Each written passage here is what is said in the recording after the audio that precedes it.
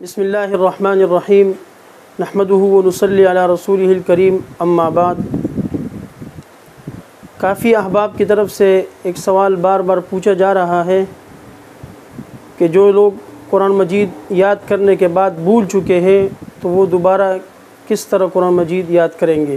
اس کے لیے کوئی آسان طریقہ ہو تو وہ بتا دیجئے۔ یہ سوال کافی حضرات نے پوچھا بھی ہے، آج بھی کئی لوگوں نے یہ سوال کیا ہے، تو انشاءاللہ آج کی اس نشست میں اس حوالے سے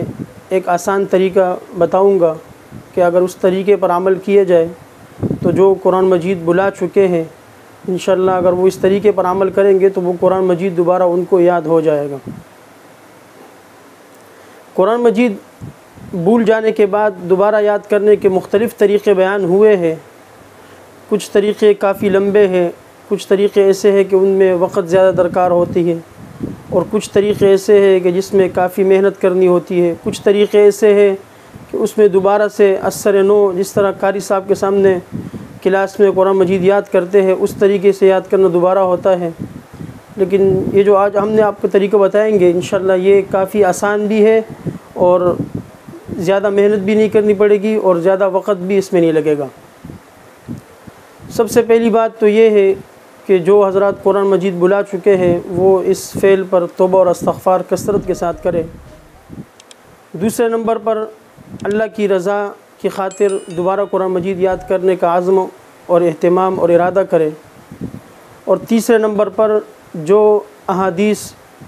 قرآن مجید کے یاد کرنے میں وارد ہوئی ہے، جو فضیلتیں وارد ہوئی ہے اس کو سامنے رکھیں۔ کم از کم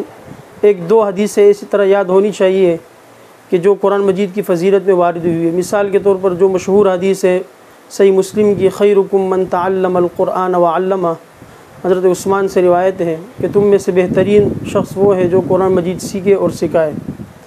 اسی طرح دوسری فضیلت کہ قرآن مجید کے ایک آیت پڑھنے پر 10 نیکیاں ملتی ہے، ایک حرف پڑھنے پر 10 نیکیاں ملتی ہے۔ پھر آگے صحابی فرماتے ہیں کہ لا اقول الف لام میم حرف بل اقول الف حرف ولام حرف ومیم حرف، یعنی یہ الگ الگ حروف ہے اور ہر حرف پر 10 نیکیاں ملتی ہیں۔ تو ان فضیلتوں کو سامنے رکھ کر عزم اور اہتمام کریں انشاءاللہ۔ یہ جو آج میں طریقہ بتا رہا ہوں اس طریقے پر عمل کریں تو قرآن مجید دوبارہ یاد ہو جائے گا۔ طریقہ حدیث شریف میں بتایا گیا ہے،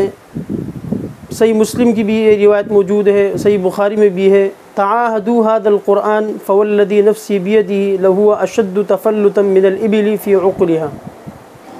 کہ اس قرآن مجید کی خبر گیری کیا کرو، یعنی اس قرآن مجید کو پڑھا کرو، اس کو بار بار پڑھا کرو۔ یہی ایک طریقہ حدیث شریف میں بتایا گیا ہے کہ یہ قرآن مجید جس طرح اللہ تعالیٰ کی ذات بے نیاز ہے اسی طرح جو اس کا کلام ہے وہ بھی بے نیاز ہے، یعنی اگر آپ اس کی خبر گیری نہیں کیا کرو گے، اس کو نہیں پڑھو گے بار بار، آپ کتنے بھی پکے حافظ کیوں نہ ہو یہ قرآن مجید آپ سے بھول جائے گا۔ آگے مثال دی لہو اشد تفلتا من الابل فی عقلها، اس کا مطلب یہ ہے کہ اونٹ اتنی تیزی سے نہیں بھاگتا اس کی رسی کھولنے کے بعد جتنی تیزی سے قرآن مجید سینوں سے نکل جاتا ہے، یعنی بھول جاتا ہے۔ اور پہلے بھی بتا چکا ہوں کہ حیات الحیوان میں اونٹ کے خاصیت کے بارے میں لکھا ہے کہ اونٹ کی ایک صفت یہ بھی ہے خاصیت کہ اگر اس کا مالک اس کی رسی کھول دے تو وہ اونٹ آگے کی طرف دوڑتا ہے، پیچھے نہیں دیکھتا۔ تو اس سے بھی تیزی کے ساتھ قرآن مجید اگر آپ نہیں پڑھو گے، مراجعات نہیں کرو گے تو آپ سے بھول جائے گا۔ اب یہ مراجعات کا طریقہ کس طرح ہونا چاہیے، چونکہ کچھ لوگ ایسے ہیں کہ جن کو 10 پارے یاد ہیں 20 پارے بھول چکے ہیں، کچھ ایسے ہیں کہ جن کو 15 یاد ہے 15 پارے بھول چکے ہیں۔ تو اس کا طریقہ کیا ہوگا، تو انشاءاللہ اس کے لیے آسان طریقہ آج ہم بتائیں گے۔ اب طریقہ یہ ہے کہ روزانہ کی بنیاد پر ایک تو آپ نے اس کو ٹائم دینا ہوگا، روزانہ آپ نے 3 رکوع یا 3 صفحے اس کو آپ نے پڑھنا ہوگا 5 مرتبہ، 3 صفحے یا 3 رکوع۔ صفحات کے اعتبار سے اگر آپ پارے کو تقسیم کرتے ہو یا رکوع کے اعتبار سے، تقریباً ہر پارے میں 25 پاروں میں تقریباً 18 صفحے سورہ لینے والے قرآن مجید کے اعتبار سے، اسی طرح کوئی تقریباً 20 سے زیادہ پارے ایسے جس میں 18 رکوع ہے۔ تو آپ رکوع کے اعتبار سے یا پارے کو تقسیم کریں یا صفحے کے اعتبار سے۔ تو روزانہ کی بنیاد پر آپ نے 3 صفحے یاد کرنے ہوں گے، اور ان 3 صفحوں کو یاد کرنے کا طریقہ یہ ہوگا کہ آپ نے ان کو 5 مرتبہ پڑھنا ہے ایک ٹائم مخصوص کر کے، اور وہ 5 مرتبہ آپ نے اس میں 3 مرتبہ دیکھ کر پڑھنا ہوگا، غور سے، یعنی انتہائی اہتمام کے ساتھ اور غور کے ساتھ آپ نے ناظرے کے ساتھ پڑھنا ہے 3 مرتبہ، اور 2 مرتبہ آپ نے پڑھنے ہوں گے اس کو زبانی، یعنی جو آپ نے 3 مرتبہ پڑھ لیا اب اس کو 2 مرتبہ اپنے زبانی پڑھنے ہوں گے۔ یہ آپ نے 3 صفحے روزانہ 5 مرتبہ پڑھنے ہوں گے، اور پھر ان 5 صفحوں کو آپ اہتمام کریں کہ نمازیں جو آپ پڑھتے ہو اس میں، سنتوں میں، نوافل میں، اگر فرض جماعت کے ساتھ رہ گئی ہے تو فرضوں میں آپ اس کی تلاوت کریں روزانہ۔ تو یہ 3 صفحے آپ نے روزانہ کی بنیاد پر یاد کرنے ہوں گے، تو تقریباً 8 دنوں میں یا 7 دنوں میں، یعنی ایک ہفتے میں آپ کا ایک پارہ مکمل ہو جائے گا، اور آپ نے ان پورے 7 دنوں میں اسی ایک پارے کو روزانہ پڑھنا ہے۔ روزانہ آپ نے اس کو 1 مرتبہ لازمی پڑھنا ہے، اور اس پڑھنے کے دوران اگر آپ سے کسی جگہ میں غلطی واقع ہوتی ہے تو اس غلطی کو آپ نے تقریباً 50 مرتبہ دہرانا ہوگا، اس غلطی کو آپ نے دوبارہ 50 مرتبہ دہرانا ہوگا، اور اس کا اہتمام کرنا لازمی ہے، ورنہ صحیح طریقے سے یاد نہیں ہوگا۔